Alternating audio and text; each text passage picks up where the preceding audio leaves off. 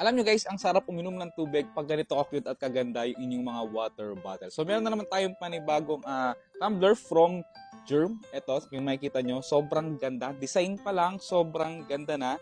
And maganda yung kanyang quality. Ang maganda rito guys, 700 ml na siya. So hindi siya masyadong malaki, hindi masyadong maliit. So tamang-tama lang. And ako guys hindi ako mahilig sa mga ganitong baon na ng tubig. Pero kasi aminin nyo, sobrang mahal ng mga tubig sa mall. As in, ginto.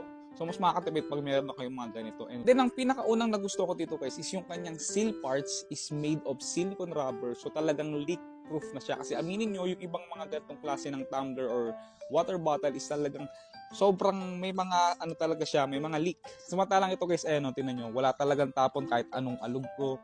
So talagang safe na safe yung mga tubig nyo, hindi matatapon pag nilagay nyo sa bag or kahit saan man. Then kung makikita nyo guys, meron na rin siyang kasamang straw. So mas madali mo na siyang maiinom. Kasi minsan, pag yung pag-inom natin is yung para kagaya sa baso ng gano'n. Minsan natatapon, di ba? So maganda na meron na rin siyang kasamang straw. Ayan, meron na rin siyang kasamang lanyard, di ba? Kahit bitbitin nyo siya, hindi hassle tingnan. Kagaya ng ibang mga bottled water na wala kasamang ganyan.